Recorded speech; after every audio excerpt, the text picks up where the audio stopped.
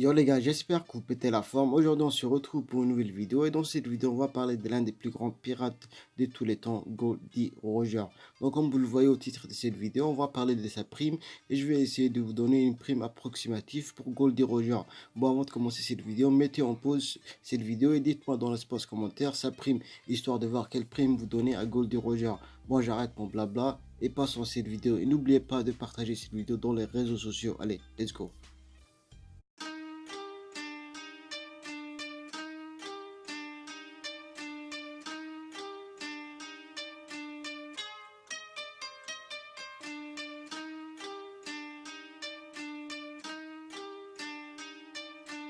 Unorthodox.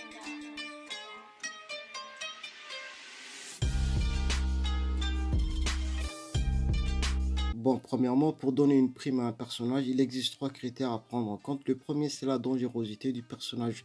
Le deuxième, c'est la connaissance du personnage. Et la troisième, c'est la puissance du personnage. Ces trois critères doivent être pris en considération lorsqu'on donne une prime à un personnage. Goldie Roger réunit tous ces critères. Il était dangereux aux yeux du gouvernement mondial parce que c'était tout simplement le roi des pirates. Il possédait beaucoup de connaissances sur les poneglyphes et le siècle manquant, chose que le gouvernement mondial essaye à tout prix de cacher cela au grand public. Et il était très puissant vu que c'était le rival de Barbe Blanche, l'homme le plus puissant au monde. Bon, maintenant, quelle prime je donnerai à Goldie Roger? Vu ce que je vous ai cité, la prime de Goldie Roger atteindrait facilement les 10 milliards de berries. Et laissez-moi vous expliquer pourquoi. Si un personnage comme Barbe Noire, qui a récemment réussi à devenir l'un des 4 Yonko, a une prime colossale de 2 milliards de berries, donc je pense que la prime du roi des pirates peut facilement atteindre les 10 milliards de berries. On peut aussi prendre l'exemple de Monkey D. Luffy, qui a récemment reçu le titre du 5e Yonko, même si c'est vrai que les médias qui lui ont attribué ce titre et que les autres Yonko, mis à part Shanks, n'ont pas apprécié le titre de 5e Yonko.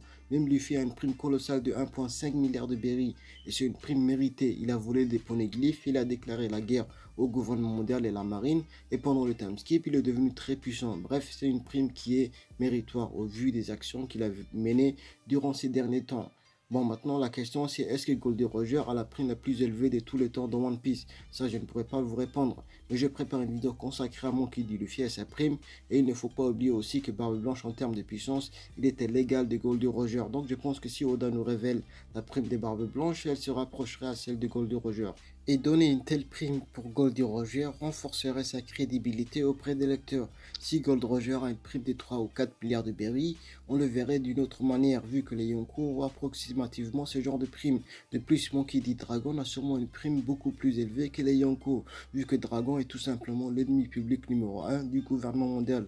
Et donc je verrais très mal Dragon avec une plus grosse prime que Goldie Roger, même si sûrement Dragon est l'un des personnages les plus puissants dans One Piece, mais Goldie Roger est le roi des pirates. Je tenais aussi à vous dire que cette vidéo est une vidéo débat, donc comme vous, je ne connais absolument pas ce que Oda donne comme prime à ces personnages, donc je vous demanderai de partager votre avis dans l'espace commentaire en restant respectueux. Comme ça, je vais essayer de voir si cette prime se rapproche de la vôtre ou pas.